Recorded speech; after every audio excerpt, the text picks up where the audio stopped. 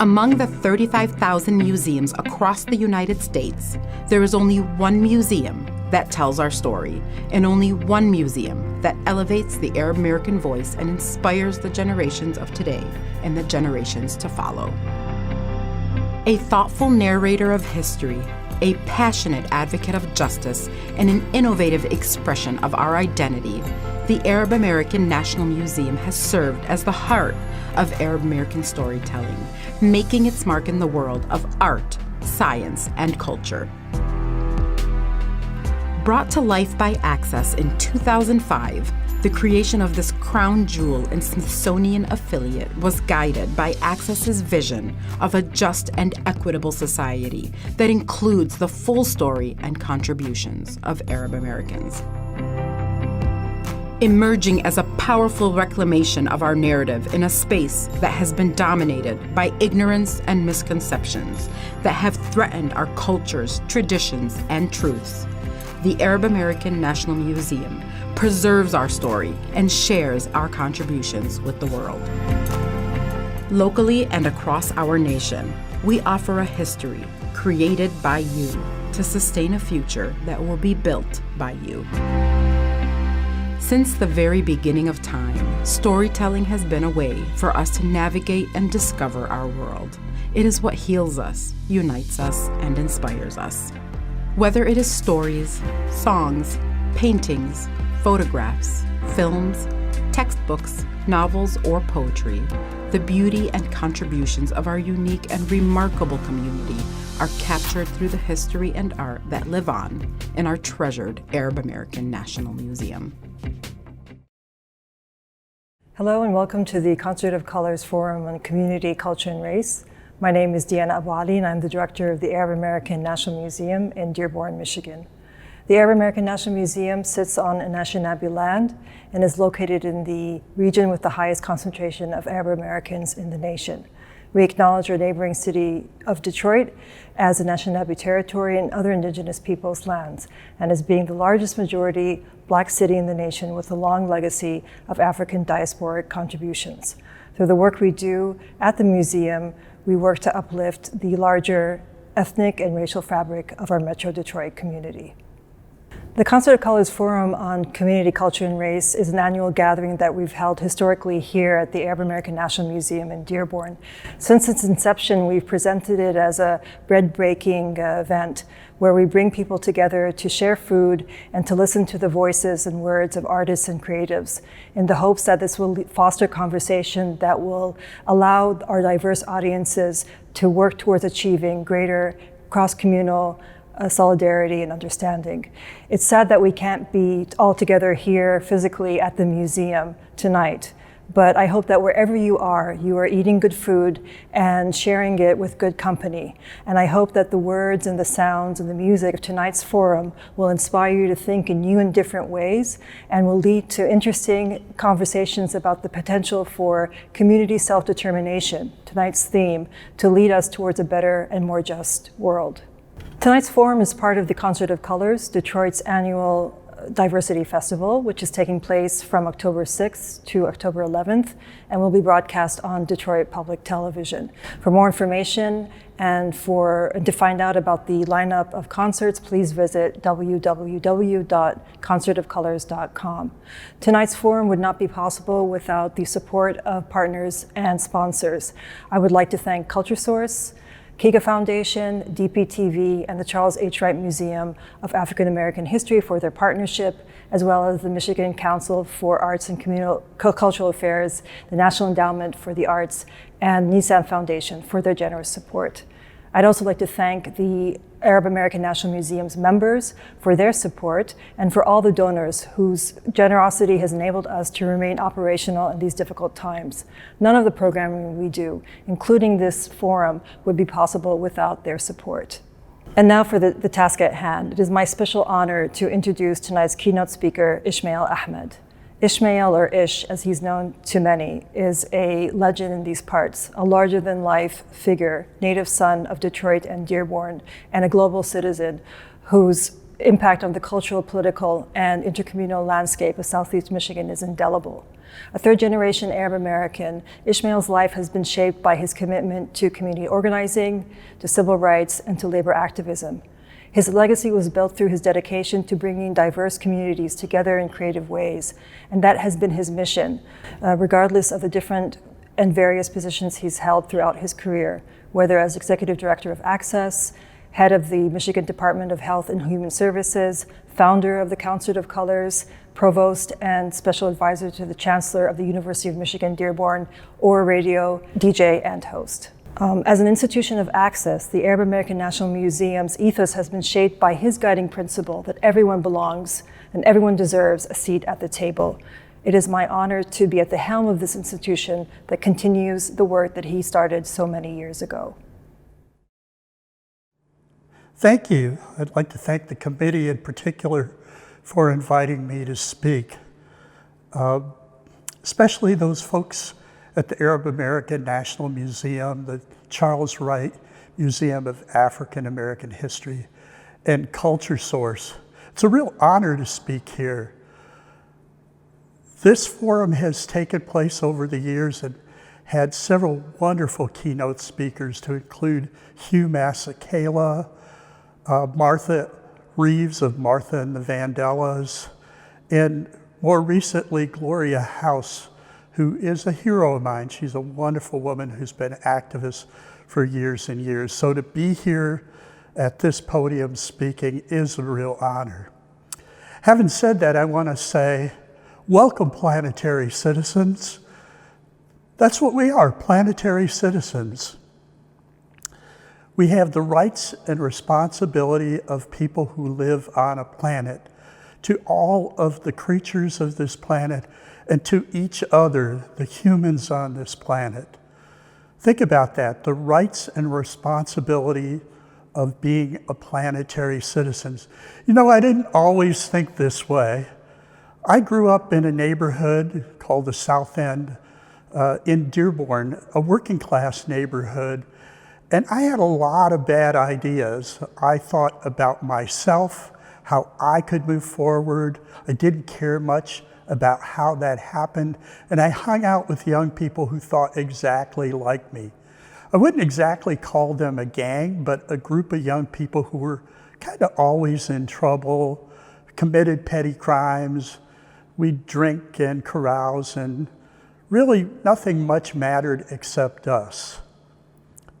It was an evolutionary time for me. I learned over a period of time that that wasn't really the way to think about the world. See, I grew up as part of 3 generations of immigrants and auto workers and peddlers that came from Yemen and Egypt and Lebanon, and were hardworking people. Living in the South End was a really strange thing in many ways. The South End was a worker reserve for the Ford Rouge plant, the largest industrial complex in the world. 90,000 people worked in that plant. You would put rubber and steel in one side of the plant and iron ore, and out the other side would come cars and trucks. They were made by thousands of people working together to create the auto industry, not by some genius, Henry Ford or someone else, but by those workers. And they owned very little. They owned their houses. They lived in my neighborhood, and I used to sit with them, and I got my first lessons from them. Italian workers who came from Italy, Arab workers, Latino workers, and yes, even a few African American workers who, even though there had been restricted covenants in Dearborn for years, had found their way to the South End to live and to walk to work. And I would talk to them about the South and coming up from the South and racism in the North. I'd talk to the Italian workers about how they organized the steel plants, and the Russian workers who were very much involved in the UAW. These are people who were part of the hunger marches in the 1930s, the unemployment marches. They very much created the Union. In fact, the South End was the launching base for the creation of the UAW. So I learned a lot of lessons from them. Some of those lessons included that the world is changed from the bottom up, that it takes a bottom-up movement to make things better, and that the reforms like Social Security, Medicaid, the Civil Rights Movement, the women's movement, just about everything of importance had come from thousands of people standing up, calling for more and better conditions. And in addition to that, I realized that while we have leaders, and leaders are good, that they aren't the people that change the world. The people who change the world are all of us in our thousands contributing and making a difference. I had other good influences too. My grandmother, Aliyah Hassan. Aliyah was an amazing woman in the 1940s and 50s. She was a Muslim feminist and activist. There weren't a lot of them then. She helped organize Egyptian workers into the Seamen's Union. She led the first demonstration at the United Nations in support of Egyptian nationalism and African American work to stop colonialism. She was an activist in a big way. She helped launch the Federation of Islamic Associations, the first US-based assembly of Muslims. She also was friends with Malcolm X. She set up his visit to the Hajj and hid him out when they came looking for him. And when she retired, she came to Dearborn and was Access's very first director. So I had my influences, but I was a street kid. And street kids don't change easily. And so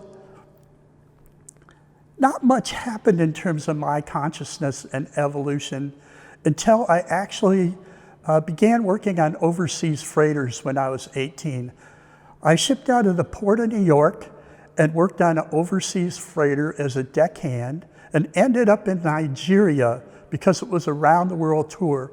We would drop things off in one country and then go to another country and pick things up, and we did that, working our way around the world. In Nigeria, specifically in Lagos, I learned a big lesson. You see, in Lagos, when you arrived back then, there was a giant sign, and it stood above everything else, and it said US Rubber. What I learned was that Nigeria was run by the giant corporations with paid mercenaries enforcing their control, and complicit Arab merchants and Nigerians running the government. Some would call that neo-colonialism or colonialism. And as I traveled Africa, I saw the same thing played out over and over again. And that was also true in Asia and the Middle East and many other places.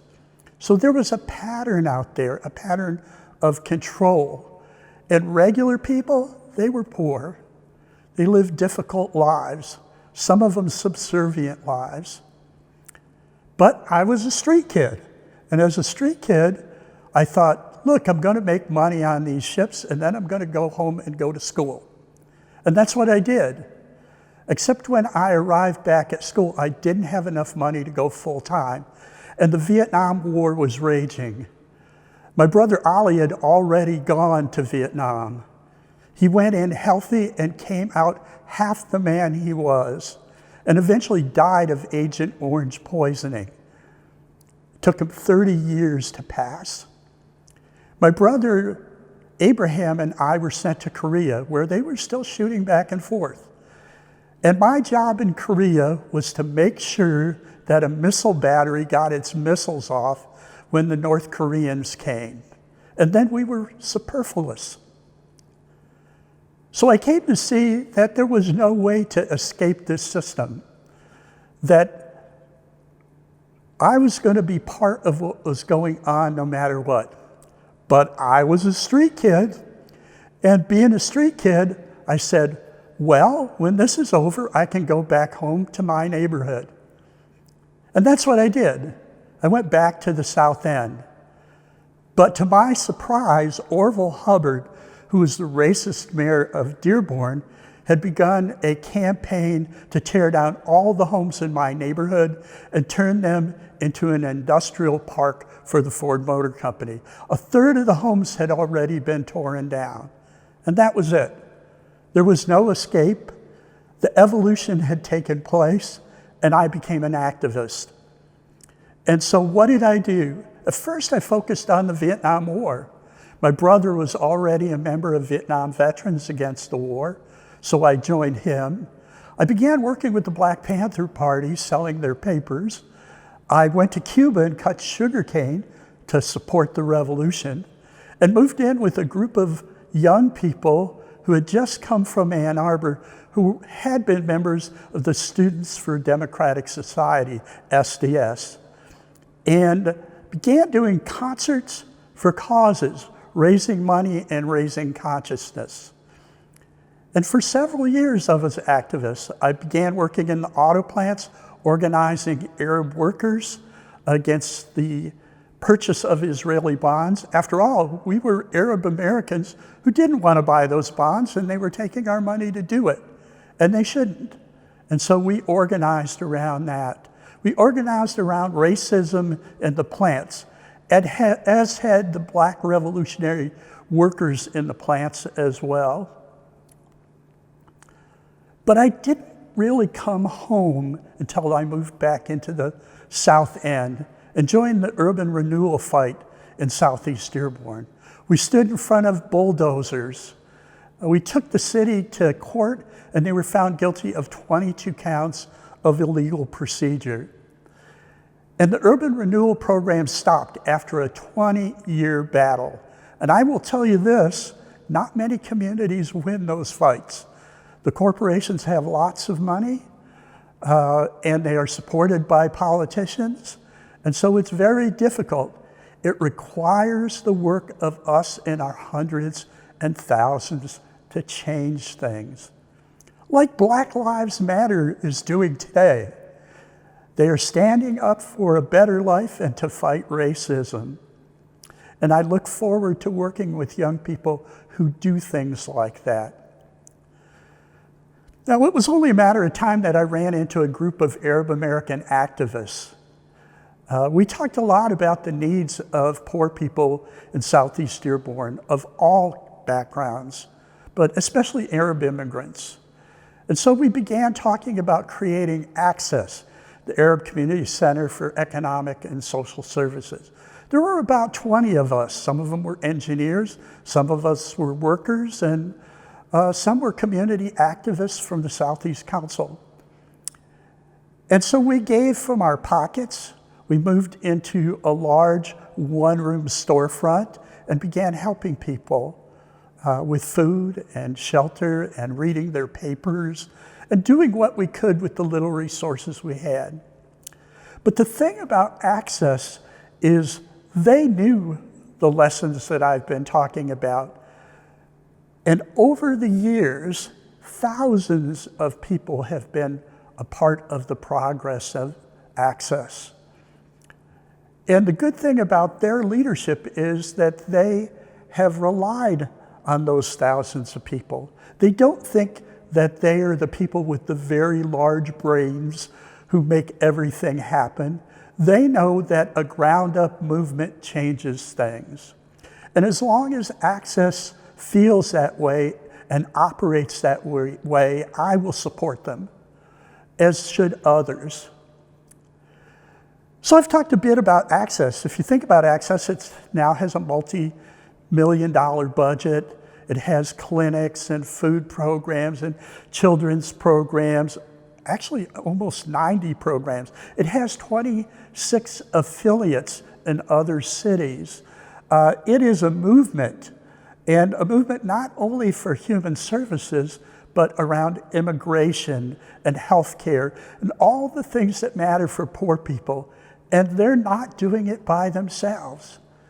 That's what a movement is, when people come together to change things. Now, I've been talking a lot about a bunch of different things and changing the way we think about the world, about being a planetary citizen. So where does the Concert of Colors fit into all that? Well, where it fits in is that culture and art are a powerful force for change.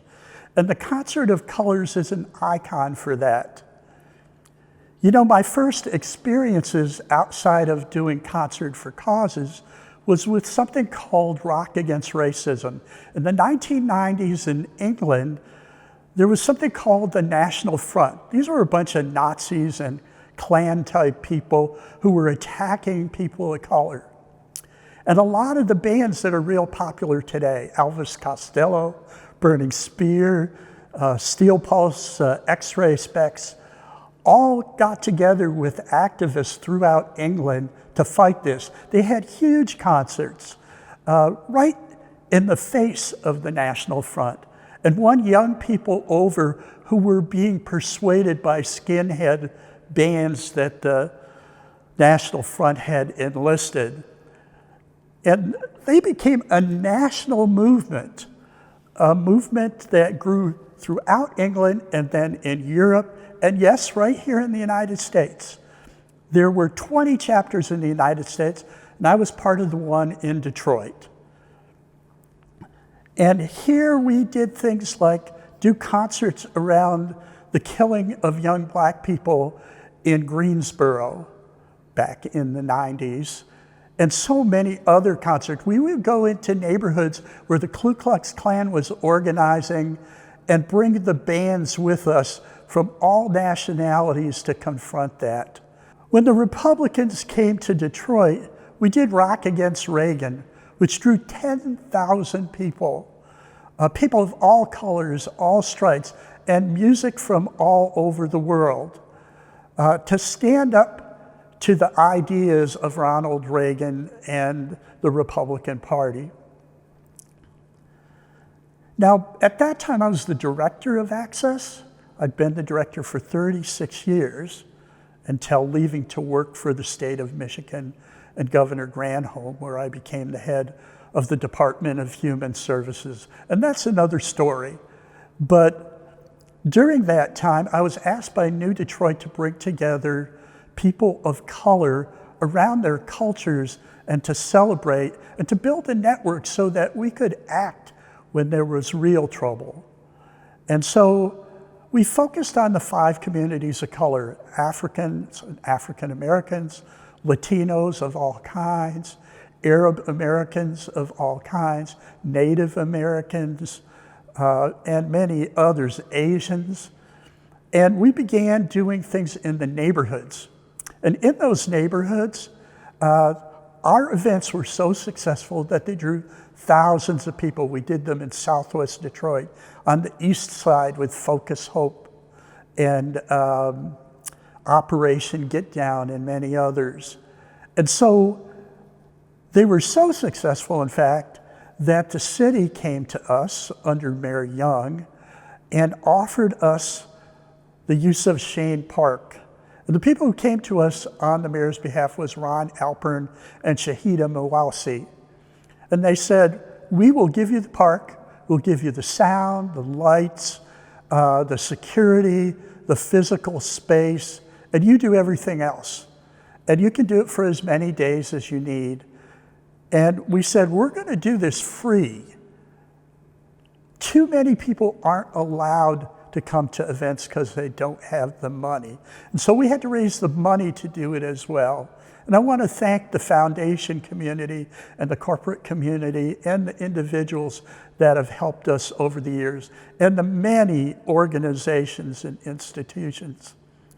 By the centennial of the city of Detroit, near the end of the 90s, we had 100,000 people come to the Concert of Colors. It was 7 stages and 4 days long, and people from all over the world came. We've had artists like Ray Charles and Little Richard, but we've had people from Africa and India and Latin America and all over Asia and the Middle East as well. It is truly a celebration of thousands of our culture, our ability to create and be together. So I'll invite you to be part of Concert of Colors this year, even though it's virtual. And remind you that we all have to work together to build a bottom-up movement that changes this world. Having said that, I want to say we're all planetary citizens. And finally, I'd like to say we're all brothers and sisters. Take care of each other. Good evening. My name is Charles Ezra Farrell, and I'm Vice President of Development and Global Programs at the Kaga Foundation, a nonprofit charitable organization founded by Dr. Chris Tradle and located in Metro Detroit, Kampala, Uganda, and Kassel, Germany. Our vision is to forge a world where artificial boundaries disappear and the diversity and unity of humanity is celebrated.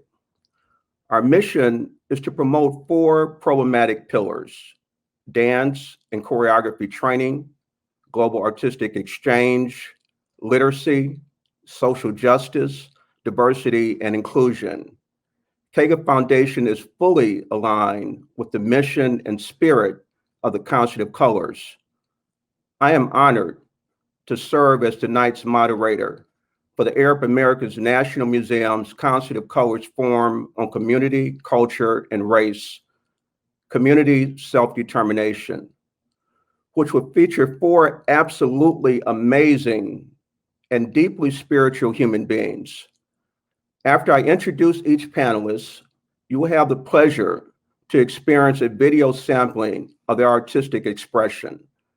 Then the panelists and I will have a conversation focused on community self-determination in the context of our collective history, the present circumstances, and recent events.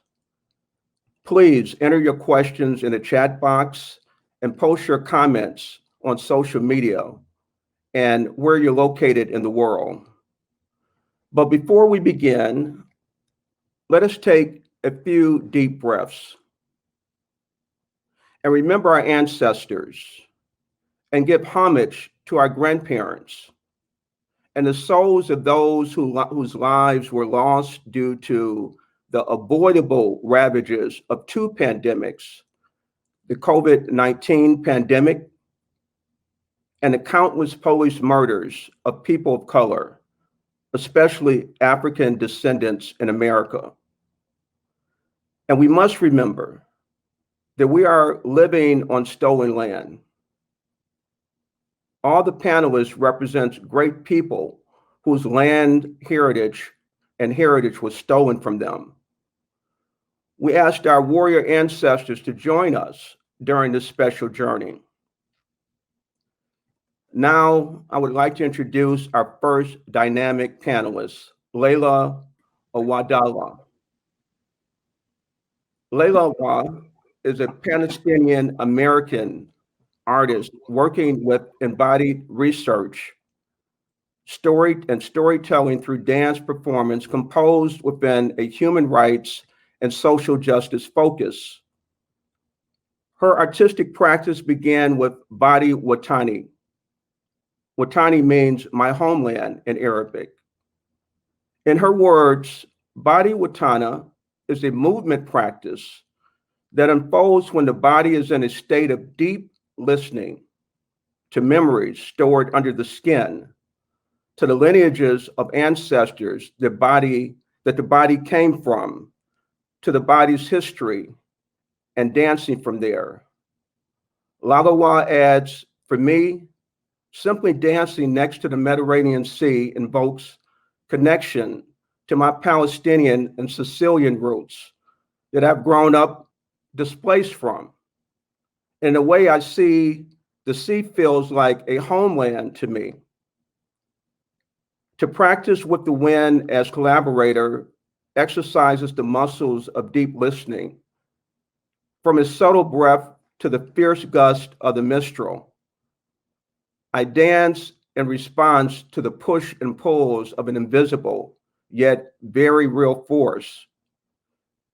Similar to Badiwatana, when you improvise, many unconscious ripples from the past suddenly bubble up in the body. And when you are listening, you can choose to embrace, respond, or resist what emerges, just like you can when dancing with the wind. Centering the body is a sacred living archive of genetic cellular memories of histories, land, and roots, a pathway toward healing and connectivity. Her projects and collaborations merge dance with mediums such as film, live music, theater, and durational installation performance pieces. She performed with Ananya Dance Theater for 5 seasons and is a dance teacher and cultural activist, born and based on Dakota land, and is now an artist and a resident at our own Arab American National Museum in Dearborn, Michigan. Please join me in watching the captivating performance of our dear and powerful sister, Leila Awadawa.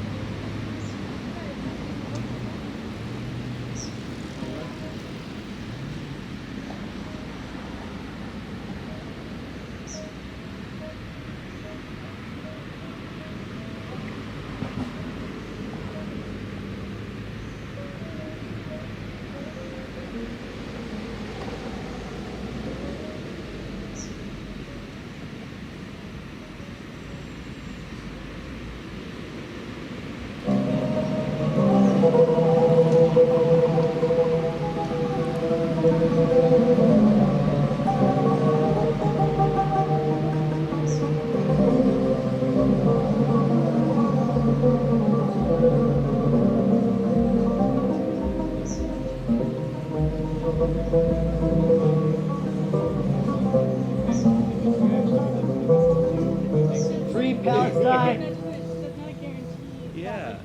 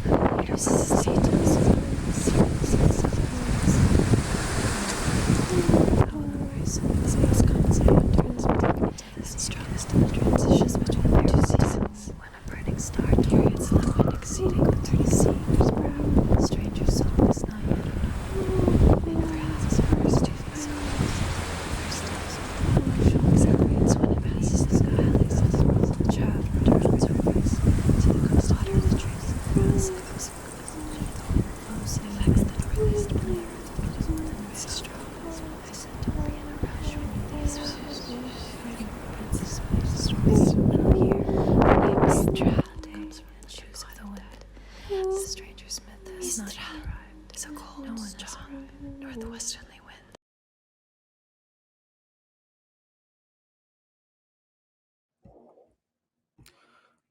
Our second amazing panelist is Shoshana Kish. She is an Anishinaabe community organizer, producer, activist, songwriter, and Juno Award-winning touring artist. Shoshana was recognized for her work internationally with the prestigious Professional Excellence Award from Womack's organization for her role in the ongoing revolution of upheaving indigenous communities and their culture, using the medium of music as an agent of change to awaken our humanity and help us connect. Shoshana leads the multi-award-winning band Digging Roots with her husband and talented guitarist Raven Kanataka. Her amazing and transforming music breaches categorization, seamlessly blending global and traditional indigenous songs with roots, rock, blues, and hip hop. They have brought their unique musical marriage to unvarnished truth and unconditional love to venues around the world, including Glastonbury Festival, the Sydney Opera House, and Massey Hall. Like her music, Shoshana defines societal norms, constantly surprising any attempts to put her in a box.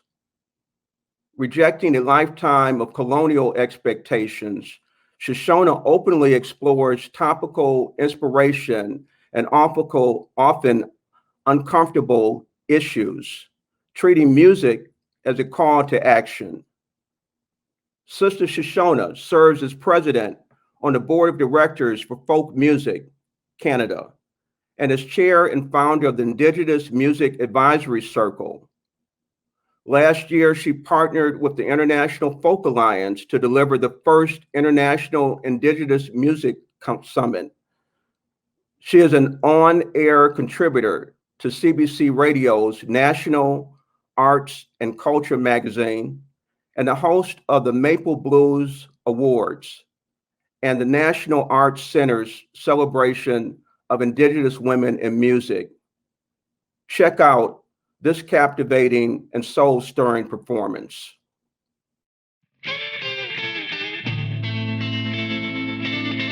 I started to listen, and I found that there was more to this story.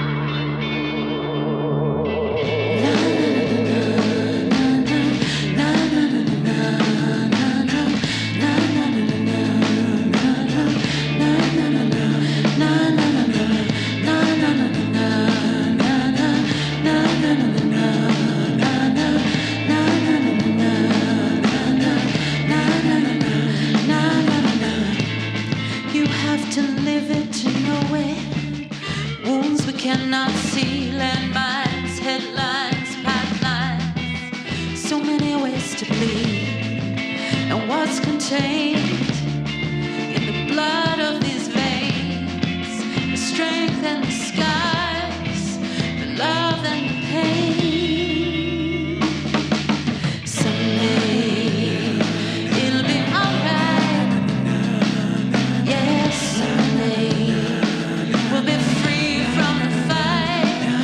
Oh, someday.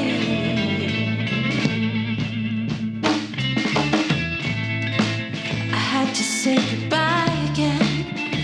Remember how to pray. Another brother down, another light gone dark today. But I won't bury him in silence, but lift him in song. Stories on the sheet to carry on and on and on. So no more addiction, shame or hate. No more oppressions or all the way this heart aches. Oh, someday it'll be alright.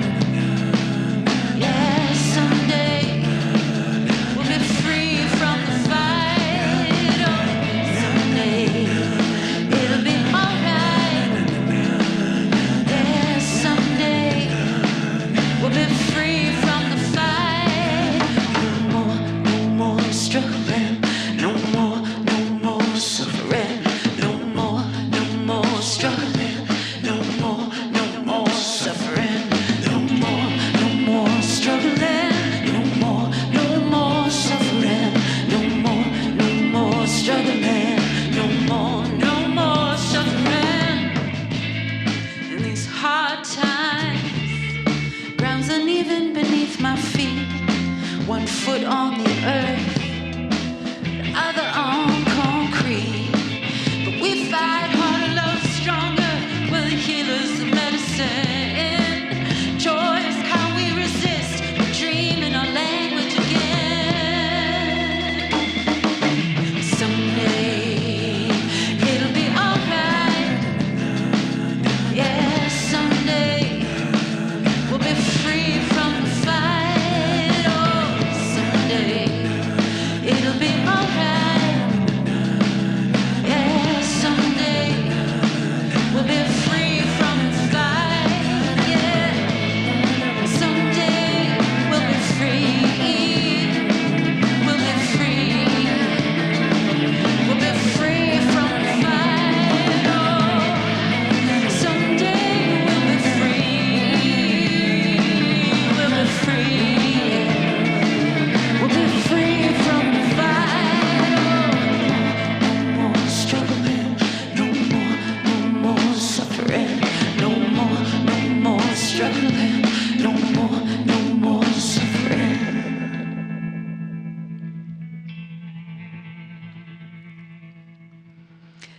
Chimigwech, I hope you're having a beautiful day out there. I hope you're with your families. Stay safe, take care of each other, and let's dream the world the way we want it to be. One love. Miigwech, Black Lives Matter.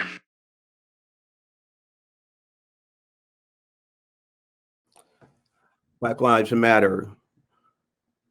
Sterling Toles, a 2015 Kresge Film and Music Fellow, is an East Side bred, cash quarter educated Detroiter who views himself as a healer using sound, a musical shaman from the D, the East Side. Initially a rapper in hip hop group, Sterling transitioned into music production in 1997 and has since worked with the likes of Invincible, Bodie James, Benali, and Raphael Lafar. Sterling holds open space in his home studio, which is a beacon of light and camaraderie for Detroit artists to experiment and express themselves in the rawest of forms. Sterling sees his space as a fitting room for artists to try on their truth within the elastic walls of compassion. When you listen to the words of Brother Sterling, you begin to understand that he is an amazing wordsmith and a poet and an infinite talent, like all our panelists, beyond any definition that would only constrict him. Our brother Sterling is a rare artistic genius of immense depth. Prepare to enter his world, our world, in another dimension.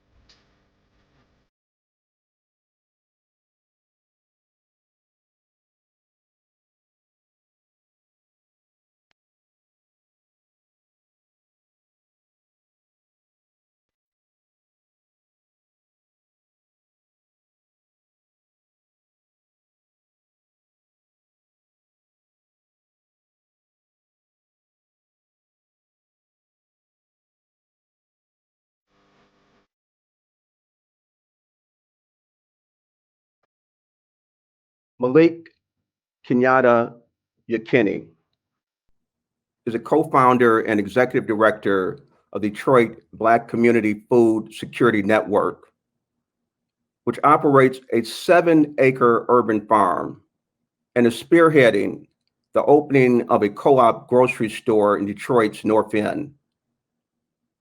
Malik views the good food revolution as part of a larger movement for freedom, justice, and equality. He has an intense interest in contributing to the development of an international food sovereignty movement that embraces Black communities in the Americas, the Caribbean, and Africa. But this is only a part of the story of Brother Malik, whose multifaceted talents and contributions to Detroit, the national and global communities. Like all the artists on this panel, he cannot be condensed into a brief introduction or even a book. Please enjoy the music of Malik and his band Molly Wop.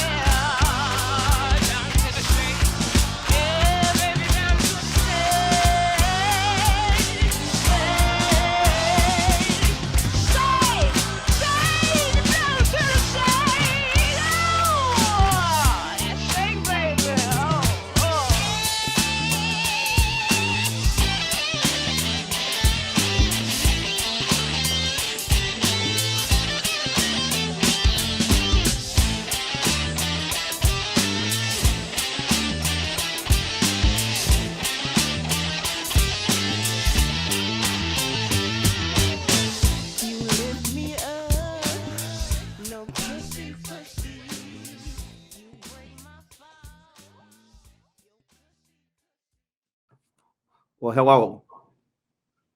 I just want to say that for the listening audience, if you like what you've seen thus far, give us a shout out on social media, and certainly check out all these artists, purchase their music, purchase their art, become followers. They all are very powerful. So our theme tonight is community self-determination. The question I'd like to ask each of you is, what is community self-determination from your perspective, how you're manifesting that? And we're going to start with Sister Leila. Thank you so much, Charles. And it's such an honor to be on this platform, the Concert of Colors, and with all these other incredible artists. It's beautiful to see your work, and it's beautiful to be here. Thinking about community self-determination is interesting because, especially, I mean, coming from the context of Palestine, we talk about self-determination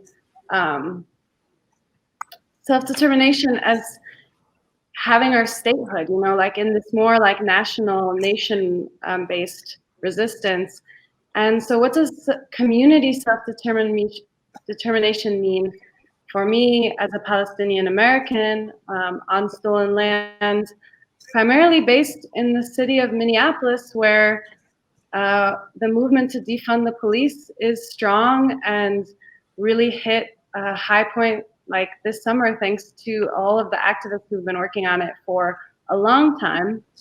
So the way I felt like I witnessed my community take matters back into their own hands is during the uprising when after George Floyd was murdered, and the Black Lives Matter movement and Reclaim the Block and a lot of other groups who've been working on the ground from the grassroots demanded that we defund the police and we protect our own communities by doing this whole organizing really quickly. Everyone was meeting in the parks getting in touch with their neighbors, walking up to every neighbor's house and saying, like, how are we going to keep each other safe during this time? We are not calling the police on our neighbors. We are going to call our neighbors, and we're going to watch out for each other. And of course, that's complex because we don't want to embody these systems of policing that we've been taught. But witnessing that, it helps me see, and actually echoed when in Palestine, during the Intifada, when there was all the resistance movement happening, one of the biggest resistance movements, the way of resisting was, one example was people communicated this before internet and cell phones and everything. People wrote messages by paper and sent them to their neighbors and said, like, okay, we're all gonna play the same Feiruz song at 7 o'clock tonight, and we're under curfew and we're not allowed to leave. We all have like windows and balconies, and so everyone played the same song at 7 p.m., like a really well-known like love song. And the army's patrolling the streets, and they're like, how suddenly this whole community is playing a song? How did they tell each other? Like, it's because people were able to communicate in ways that said, you know, we're here and we're going to protect each other and we're going to stay in communication. And I think it's examples like that that make, or like that help us witness and learn about what that could mean as a community. Fantastic. Sterling, what is your perspective on community self-determination? For me, community self-determination has a lot to do with unconditionalizing, right? I think in Western culture, we've been conditioned to believe that our access to the way in which we wish to feel internally is reliant on resources and money and things. And I think that there has to be a rewiring that allows us to reclaim our spirit in a way in which we understand that the magnitude of what we wish to experience is something that is living and breathing inside of us every moment, and it doesn't come on the other end of attaining something. And I think one of the things that has worked best in keeping people systemically oppressed or controlled is this belief in the ability, this notion that our ability to transform cannot come unless we possess certain things in the tangible physical world. But just as like the earth gives us access to things that sustain us, it produces food that sustain us. I feel like our breath, the fact that we're living, produces the sustenance necessary to transform any circumstance. But we're waiting on objects and physical things and tangible things a lot of time to basically reclaim the energy that lives and exists within us every moment, that has the ability to transform everything. So you know why I call you the shaman.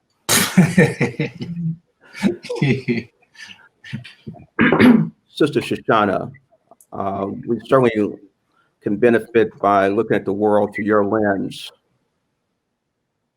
Thank you, Chimigwech. It's traditional where I'm from to properly acknowledge and introduce ourselves, so I'll just take a moment to do that if that's okay. Josh Kobanezekwe Deznikazen Migazi Dodem Bachuana and Donjiba Ojibwe and Ishnabekwe. My name is Shoshona and I am Eagle Clan from a beautiful place on Lake Superior called Bachuana. It's the place of the shining water.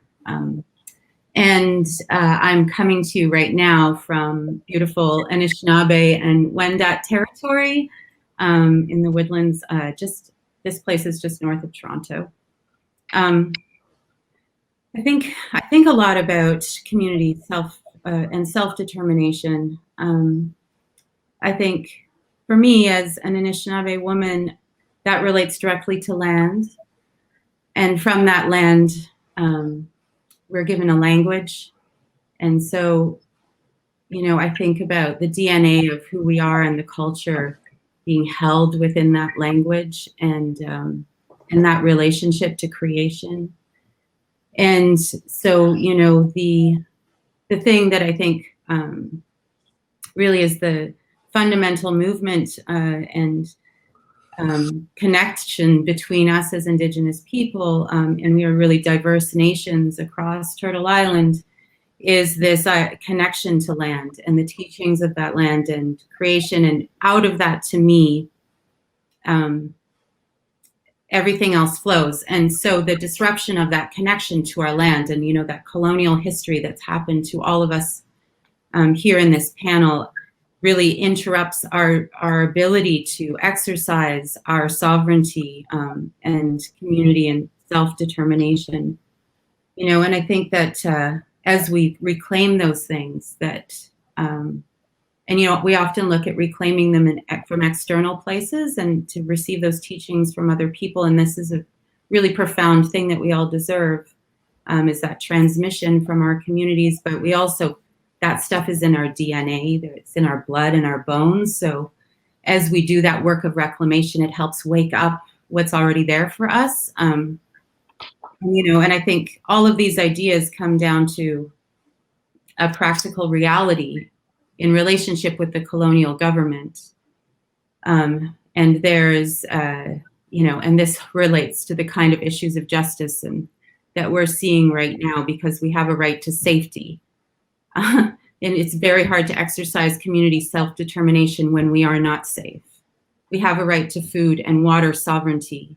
It's really hard to concentrate on that good work of self-determination and community determination when we don't have access to clean water or, you know, nourishing food. And we have a right to spiritual sovereignty. And it's very hard to exercise our self-determination under a system that imposes colonial practices of spirituality. You know, a lot of the religions, I think I really see, and I don't mean any disrespect to anyone's belief structures, but I really see them operating as an arm of colonialism. And so I think about all of these things in self-determination, and, you know, and I think about the power of when we work together. This is our most, this is the place that I land back at when I imagine us claiming spaces together, which we are actively doing, and we are actively finding each other in that work. You know, I think it's very important to take deep breaths and reflect on what is being shared this evening. This is a really rare opportunity to have such a panel composed and who are extremely articulate and sharing their feelings and their thoughts and visions of a better world. Brother Malik, I know this is a topic that you're very well versed in. Can you speak to your view of community self-determination? Yes, thank you, Charles. And first, it's an honor to be on the panel with these very creative and revolutionary artists. And Charles, it's a pleasure to be back working with you again. And I want to start by first giving praise to the creator, however people might conceptualize that force that creates order in the universe, and also by giving acknowledgement to my ancestors, those who are in my personal bloodline, upon whose shoulders I stand, and those that African-American people share generally, who created the wealth upon which the Western world is built. So this idea of self-determination really begins within ourselves. And Shoshana just spoke to that, really. And I'll just kind of reiterate that it begins with transforming ourselves, transforming our own minds, and decolonizing the way we see ourselves and the way we see those around us and the way we see our relationship to the earth. And then as we've engaged in that process, which frankly will be a lifelong process, it's not like we get to a point where we say, well, I've done it, I'm decolonized. it's really an intergenerational process. And so we move the ball down the field, we pass it to the next generation, they keep doing it. But once you've engaged in that process, and then you're in the position to then find others who have similar values and align, and that's when we can talk about community self-determination. And so, as Leila said, really at its root, self-determination means statehood, means having control of the governmental apparatus so that you can have political sovereignty.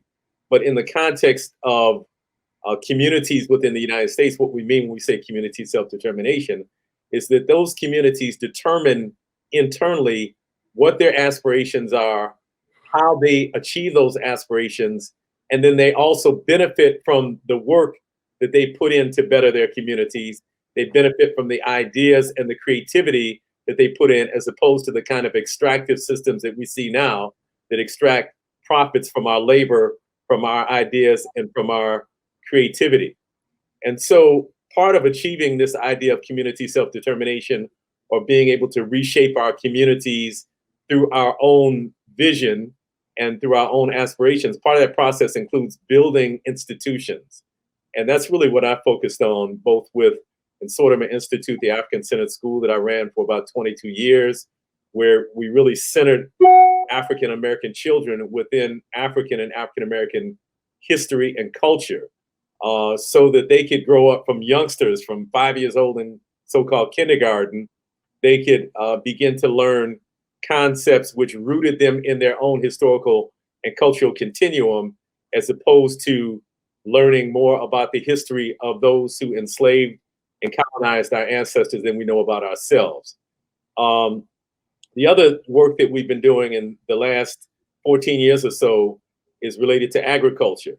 And so I'm absolutely convinced that any people seeking to express self-determination, seeking to be self-reliant, must know how to feed themselves. And so one of the characteristics of this racialized system of capitalism that we live under now is that we have an industrial food system which is controlled by corporations, which concentrates the land ownership, so-called ownership, because that's also a European concept, but concentrates so-called land ownership in the hands of a few who, not coincidentally, because capitalism intersects with white supremacy and patriarchy, are usually wealthy white men. And so a part of self-determination has to do with shifting power, so that we're creating not only agricultural systems, but we're creating other systems that empower us, that allow us to see the financial benefit from the money that we spend, and that have a right relationship to the earth, that are rooted in our traditional and indigenous understandings of the relationship of human beings to the earth. And so self-determination encompasses many things. It encompasses our politics, our economics, our culture, our spirituality. But those are just a few of my brief ideas about the concept. Yeah. Well, thank you all for sharing your thoughts. Oftentimes, images can evoke feeling and reactions. I'd like to bring on the screen two images that I selected specifically for you, Leila, to take a look at these images. This first one of George Floyd painting on a wall, and then an image of an Israeli and U.S. policeman, both with their knees on the neck of a Palestinian and African American. As you look at these images and think about them, Leila, I'd like you to give me your emotional response, and then I'll ask the same question of each of the other panelists. It's an intense emotional response. I mean, these images are on, I mean, the first image is on the Apartheid Wall, which cuts Palestinian villages from each other, cuts families from each other.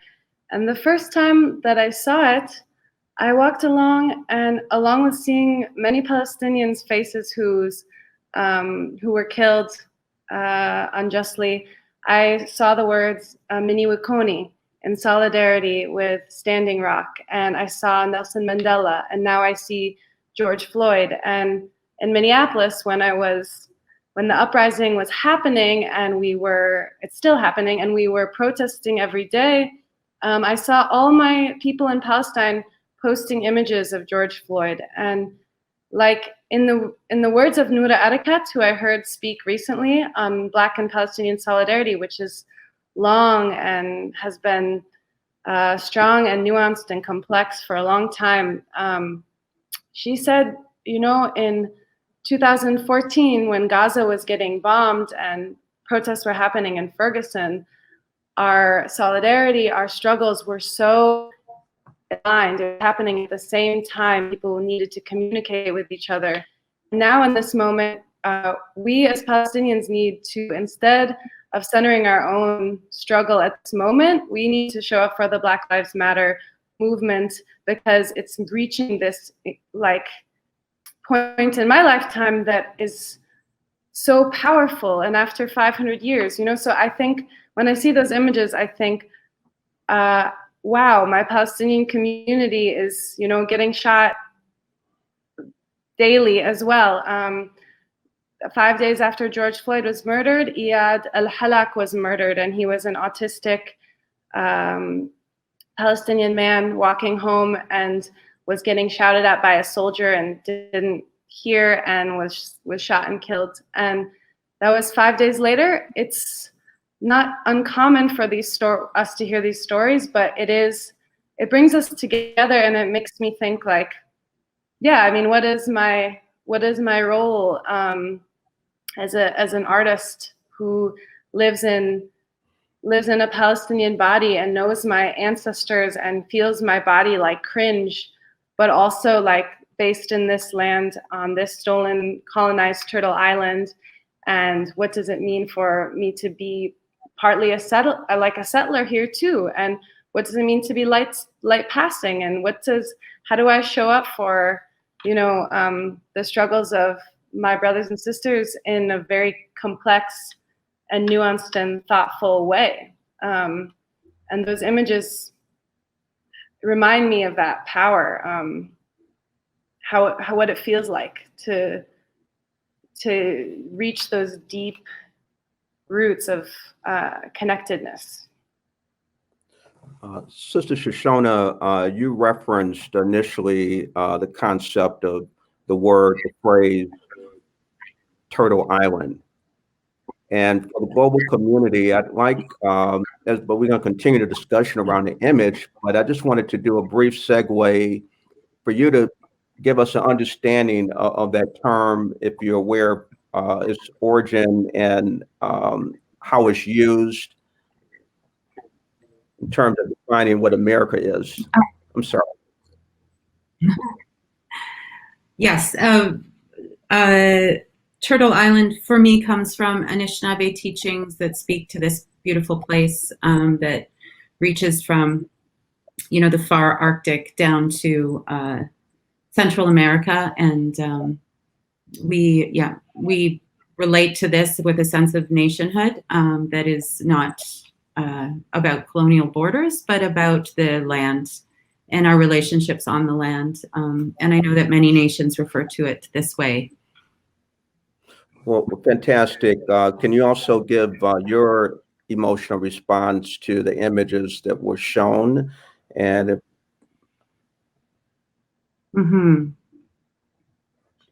I actually find it difficult to speak about. And I guess the thing that comes up for me is that we are in this painful moment collectively for a number of reasons. But I think for me, as this truth sort of is forced to the surface yet again of the kind of hate and racism and ignorance that is so alive and well here on Turtle Island and around the world. And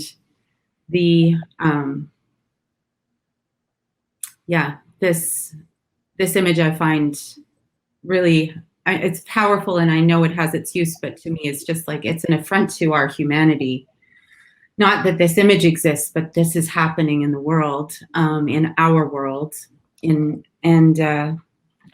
I just feel very strongly about finding voice to stand up for our Black family who are walking through this and have been walking through this for 500 years here on Turtle Island.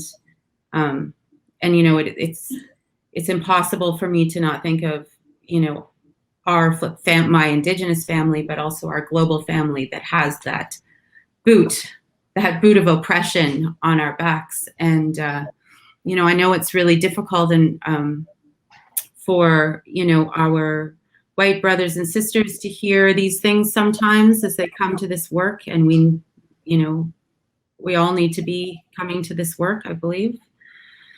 But, you know, this continuing reality is something that we all need to find our truth in, and all need to find a way to walk together forward in, and we can't not face it. We are at a moment in time where I believe that we have to do that hard and painful work of facing that truth. And, you know, the particular work here on Turtle Island for Black and Indigenous communities, in that we have been disenfranchised from our homelands and from our languages and from our traditions and from our spirituality in a way that we cannot immediately and accessibly return to often. And we are in the face of this onslaught of daily assault, really. I don't know very many people of color who aren't facing racism on the daily. And, you know, facing it with brilliantly and bravely, and, you know, just with all of this inspiration and life and kindness that I just fills my well every day as I hear about those things, you know. But I'm really grateful for all of the artists out there that are telling these stories. You know, when we talk about self-determination, I think about or community determined yeah, you know what I'm trying to say. I'm all emotional now. When we're talking about sovereignty, I think about narrative sovereignty, you know, the importance and magic of our stories. And the artists are telling us those stories, and they're telling us like all of the stories that inform us and remind us of who we've been.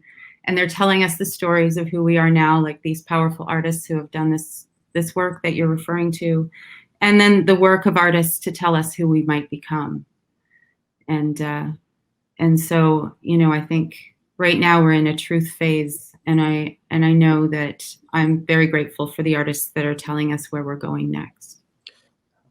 You know, this is one reason why I look forward every year to this Concert of Color Forum, which highlights artists who are spiritual channels of the culture that we have to celebrate and to listen to.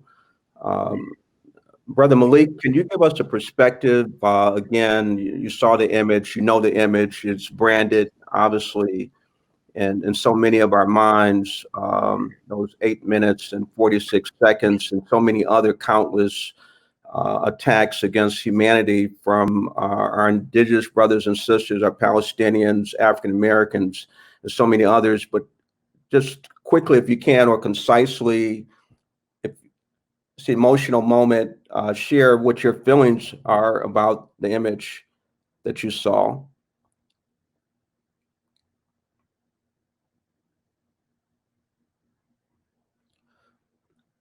We having an issue with Malik. Okay. Okay, go ahead.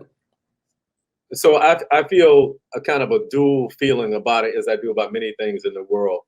On one level, I'm tremendously saddened at the depths to which parts of humanity has fallen, that parts of the human family are so underdeveloped that they would behave in this manner. But on the other hand, I'm also tremendously inspired, because I know that what we're seeing, this kind of pushback that we're seeing on the part of the right wing in the United States government, and the oppression, the repression that we're seeing of Palestinian people and oppression of other people around the world, is really out of fear for what is coming. because white world supremacy is on the way out. It's a wrap. It's done. And so we see kind of this fear on the part of those who want to uphold white hegemony and, you know, the dominance of our craniums by people of European descent. We see this fear on their part, and that fear translates into tremendous repression of Black people, of Palestinian people, and other people of color throughout the world. So I continue to be tremendously inspired because I believe, as Dr. King said, and I'm paraphrasing him, he said something like, the arc of the universe bends towards justice, or in the ancient Kemetic theology, they call this concept ma'at, or balance. And so there's always, the universe always brings itself back into balance. And we have, but it doesn't do it magically. It also works through human beings. And so throughout the world, we see this tremendous resistance. And you mentioned the resistance that we saw in the wake of the George Floyd murder throughout the world. And so I'm inspired by this international solidarity that we're seeing, where around the world, people are rising up, wanting true democracy, wanting to really have control of our own communities, wanting to end the murder and the repression of people who are seeking freedom by militarized police forces throughout the world. So also, I'll just say that, as Leila said, there's been this tremendous history of solidarity between the Black liberation movement here and the Palestinian movement for liberation, going as far back as 1968 or so, when SNCC, under the leadership of Kwame Ture Stokely Carmichael at that time, came out very strongly in support of the Palestinian liberation movement. And we've seen, you know, the other way around, we've seen support by Palestinians for the struggle of Black people in this country. And we see similar solidarity among peoples throughout the world struggling for liberation. So I continue to be inspired by the better sides of humanity and those who are struggling to make a better world. Sterling, can you give us a perspective in terms of your emotional reaction and connected to any experiences that you may have had in Detroit? Yeah, the thinking about the first image, I think it gets the picture, and that is the decolonizing of compassion. Because if you look at it, oftentimes we're conditioned to look at our races or nationalities through a lens that's been given to us by colonialism, right? So just as a body of land can be divided into states, a lot of times we consciously adhere to a state, but not recognize that the entire body of land is interconnected. And so if anyone suffers, if anyone struggles, we're completely and entirely connected to that. And, you know, it makes me think about, you know, the beauty of being able to teach in Southwest Detroit with Black kids and Mexican kids, and you'll see Black kids speaking Spanish, and you'll see, you know, Mexican kids reciting hip hop lyrics, and Black kids knowing banda songs, and, you know, and it's like, there's I think a natural inherent understanding that basically we are interwoven fabric, you know, our lives weave throughout each other. And I think that in a lot of ways, you know, I have this idea about what I call phantom suffering. And I feel like it's the perpetuation of capitalism, in the sense that phantom suffering is essentially, we feel each other every moment.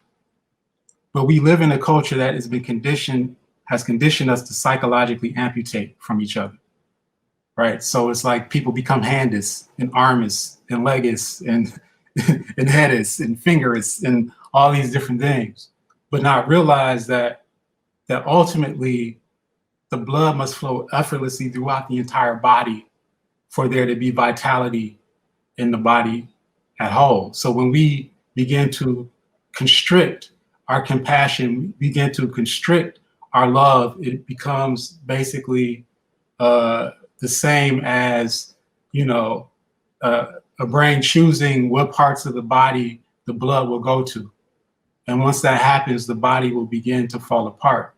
So every moment we're feeling other people, but we don't even know how to contextualize it or understand it because we have this inherent pain. Everything could be going right, for us, and we still get road rage, or, like somebody could short us 15 cents and we're angry. And it's like, we can't even fathom or process that we are experiencing the pain of every human being that exists every moment. And our only way of contextualizing it is it's something happening that's going wrong within my state, within my person, right? So to me, I think there has to be a transformation of in the idea of what we are as human beings, right? And understand that, the same life flows throughout us all. The same blood that was in the baby toe is going to be in the finger at some point, right? And so I think so much of it is understanding that, essentially, you are a carrier of my own vitality. My livelihood flows through your well-being.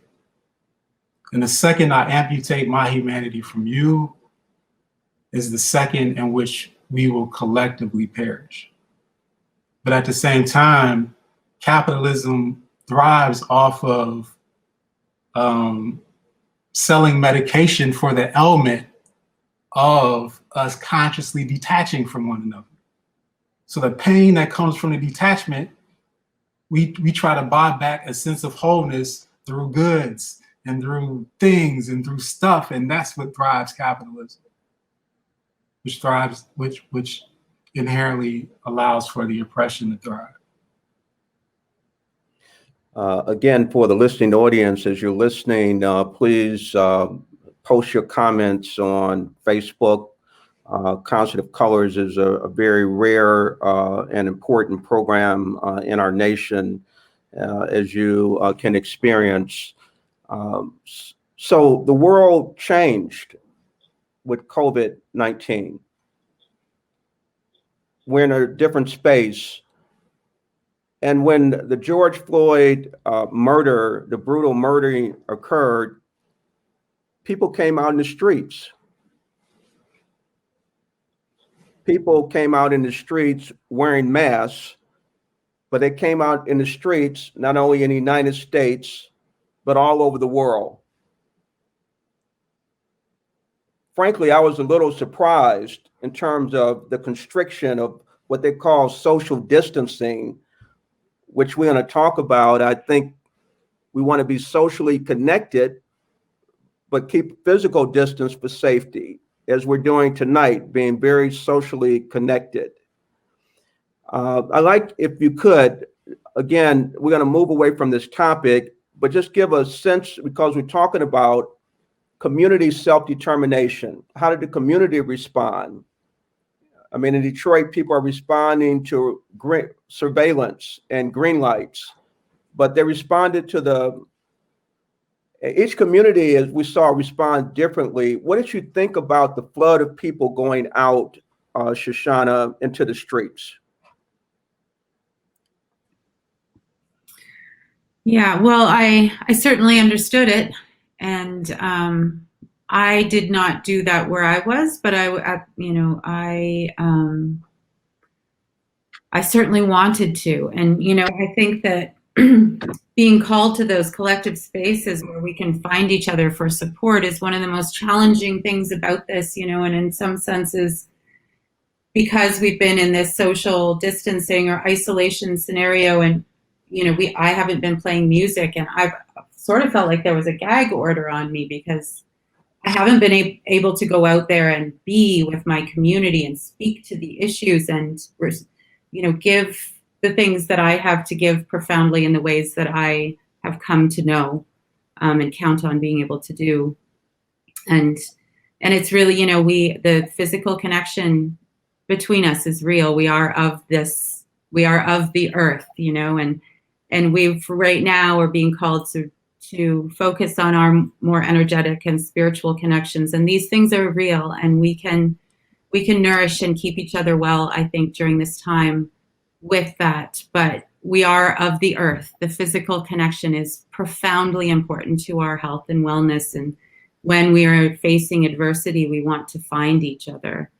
So I just know that we have to be patient right now, because one of the ways that we can take care of each other right now is to ensure that we are not a vector for this disease, that we would not ever chance making someone else sick.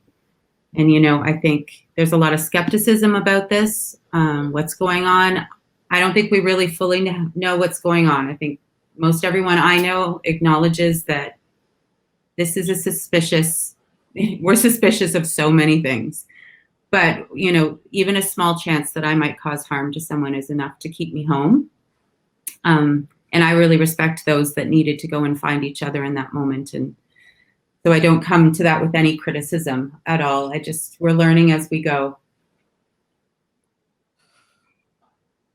Leila, through the lens of an artist and experiencing COVID, you can weave in your experience and then also your thoughts about how the community responded in terms of defunding the police or community self-determination in the face of COVID. Can you give me a reaction?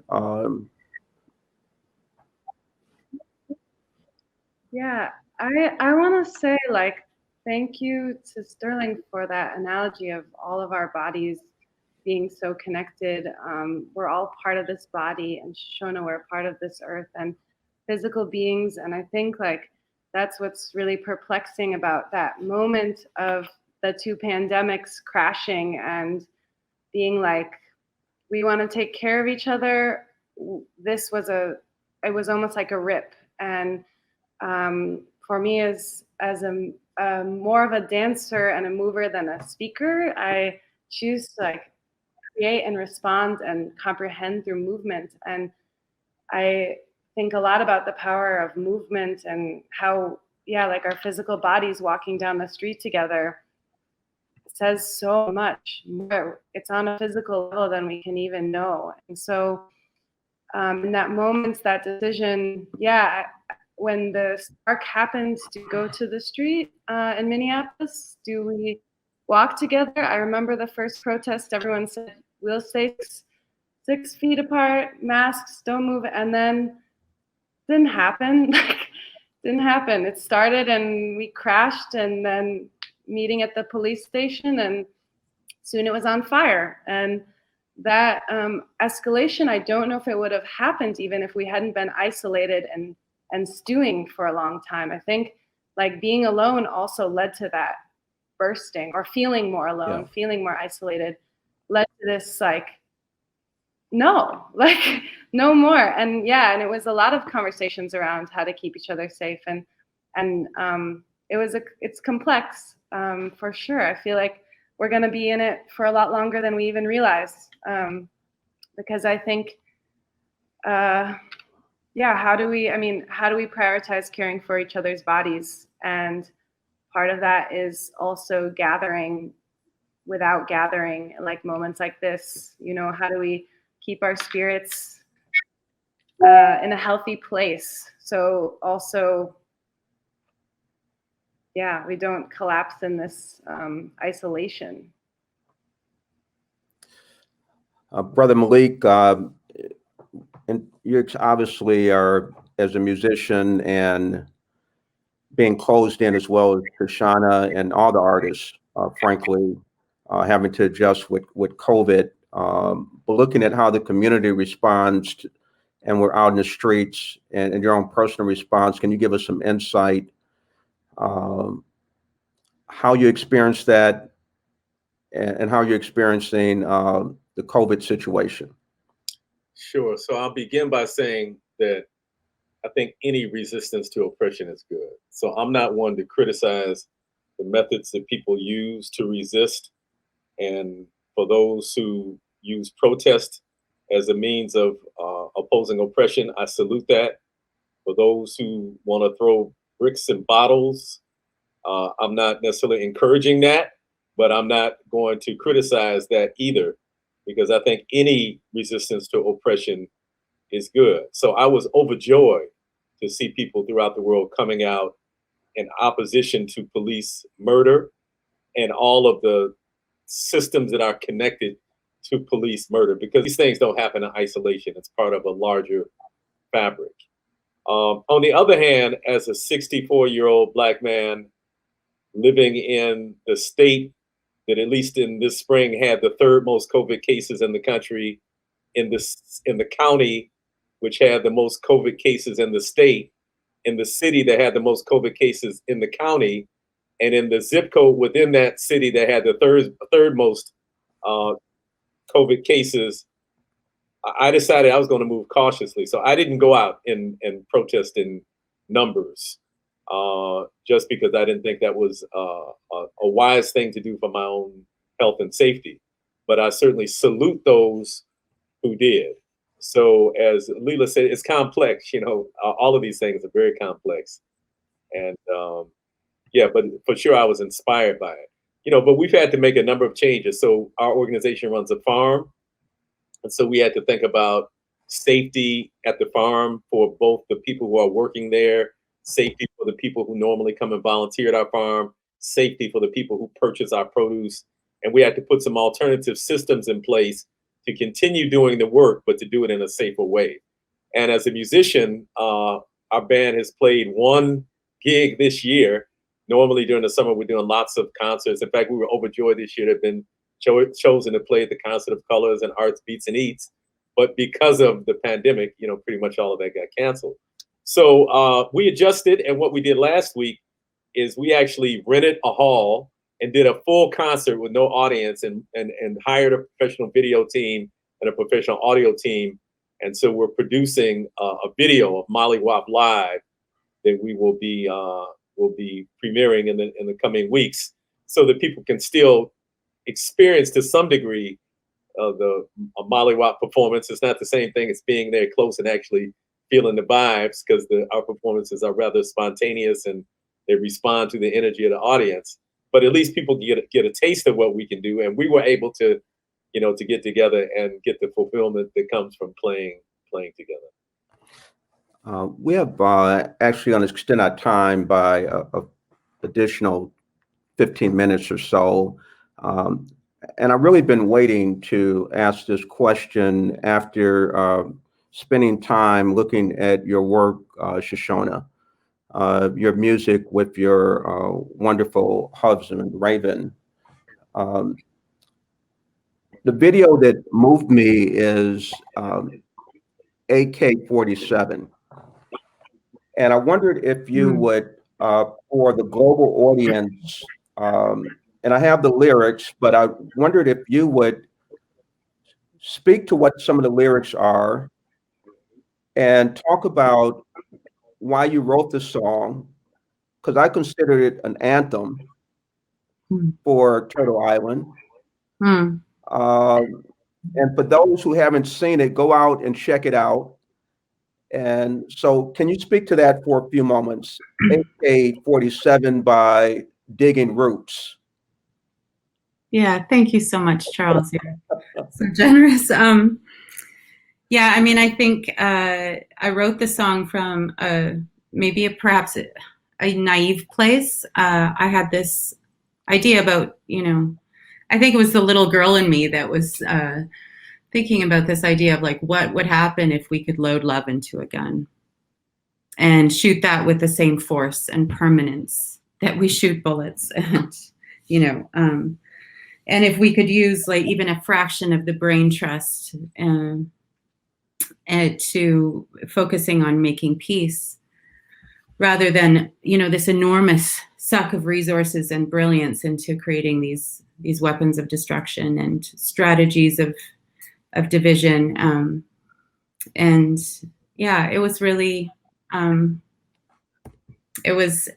me, it was talking about art as our most powerful weapon, or my most powerful weapon. That's how I felt at that time. It was that this is how I fight. And there's some words in Anishinaabe at the end, and they're Nizongi de'e, Nizongi de'e. And these words mean my heart is a stronghold. and just the desire to be uncorruptible in the truth, to fight for justice and also for peace. Yeah, so some of the words are, I wish I could load love into a gun, peace into a gun, hope into a gun. I load up my AK-47, fire, fire, fire at everyone. Fire, fire, fire for everyone. Fire for the fighters on the front line. Fire for the man killing on his mind. Fire for the brothers doing hard time. Fire for the daughters that we cannot find. Tremendous song and great musical backdrop with your husband on guitar. Sterling, your home, your musical production space has been a beacon, actually magnetic and pulling so many different artists to your space to create. And you talk about this elasticity of compassion. Can you just speak for a moment about your relationship to Bodie James and other artists, and how your experience through the international school, the new school, but just give us a very small segment of what's happening there.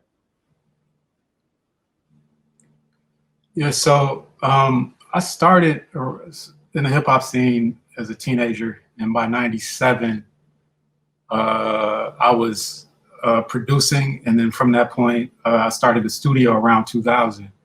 And it had taken me a decade plus to even be in a position to record. It's not like now where you can just rip a program and then you're up and ready to go and you can put out albums and all that kind of stuff. So I knew when I got some equipment, I wanted to allow people to record. So people were always at my house recording and creating songs. And because I was working with multiple youth organizations in the city of Detroit, a lot of these youth organizations that had recording facilities would often censor the youth to where they would be frustrated and they wouldn't want to record anymore. So they would come to me.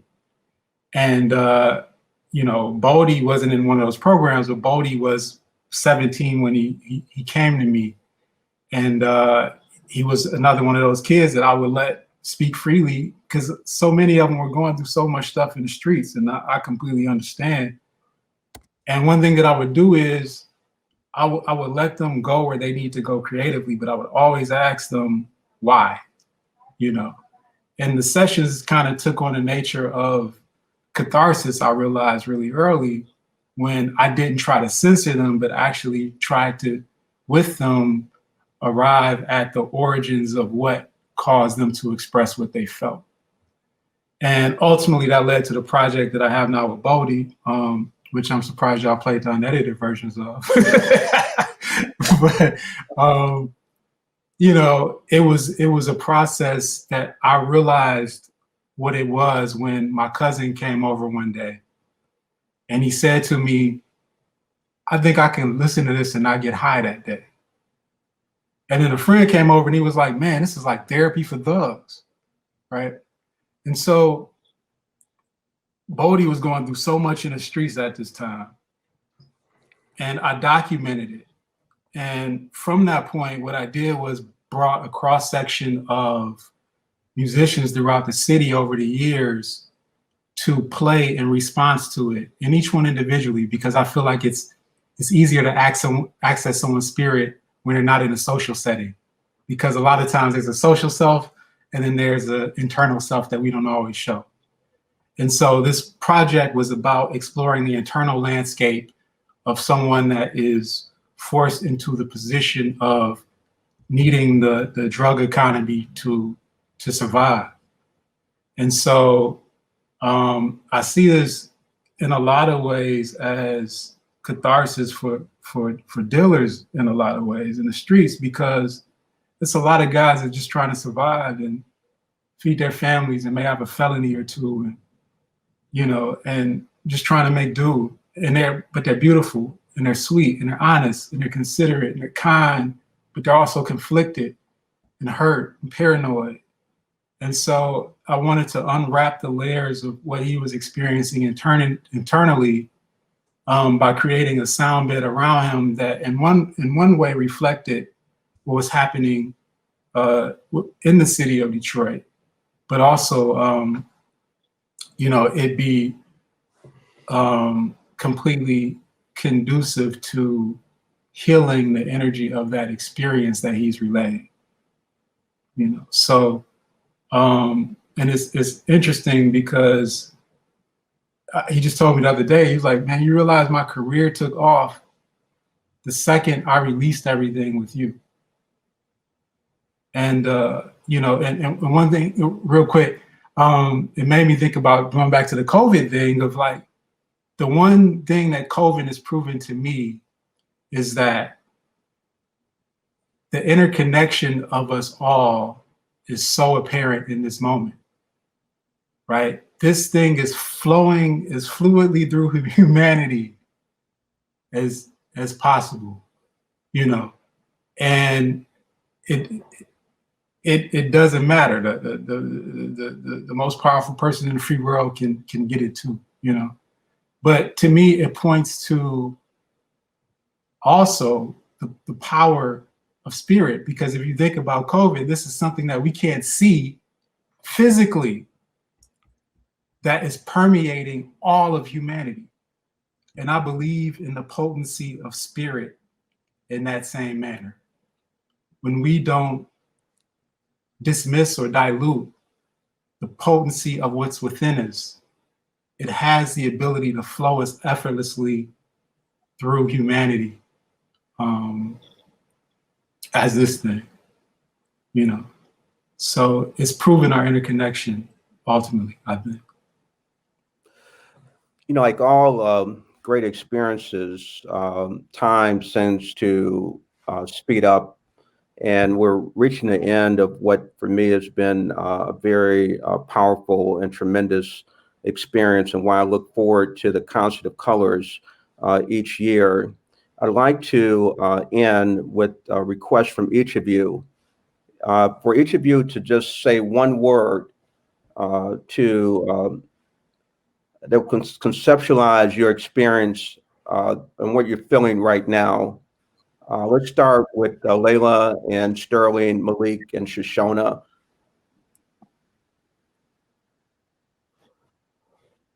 Wow. What I started thinking about during this panel was the word we. Okay. Again and again. Sterling. Heart. Malik. Me. Sister Shoshona. Gratitude. I want to go back to what Brother Ish said at the beginning, that change comes from the community up, that we all are brothers and sisters. We live on this planet, this one earth.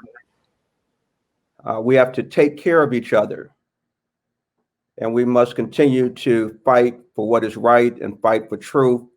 I am deeply honored to have met each of you, to learn about your grandparents, and I see your light. Thank you very much for this experience. We want to again encourage those who have witnessed this to give us a shout out on social media, and to continue to follow these great artists that they show us the path. Wear a mask, practice physical distance, and let's stay socially connected.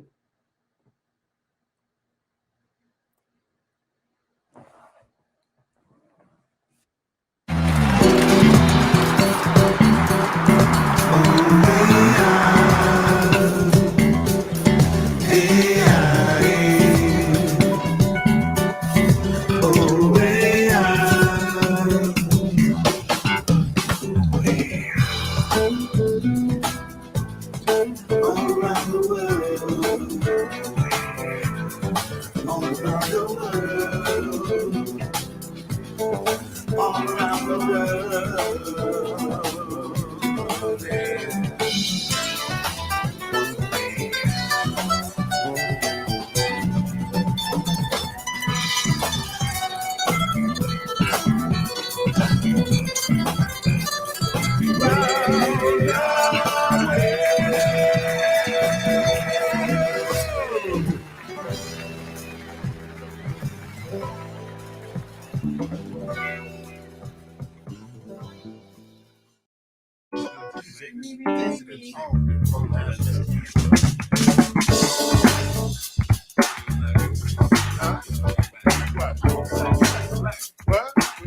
Black Power Production. No justice. No peace. No justice. No peace. What do we demand? Respect. What do we demand? Respect. When do we want it? Right now. When do we want it? Right now. No justice. No peace. No justice. No peace. What do we demand? Respect. What do we demand? Respect. When do we want it? Right now. When do we want it? Right now. Hey yo, why you wanna show disrespect to my sister just trying to cash a check? 4 months pregnant, belly all swole, still you can't come correct. This wife and mother gave no permission to touch. She came for her money, not your lewdness and such. Exposing yourself to our beautiful queen. What you thought was hidden, I'ma be seen. Yes, you saw an opportunity to set up shop in our community. Make a basket full of money, take it out of town, cause you know that we lack the unity. But there's a penalty to pay. Close up shop, dude, you can't stay. Your blood-sucking predator, your days are numbered. Prepare for your judgment day.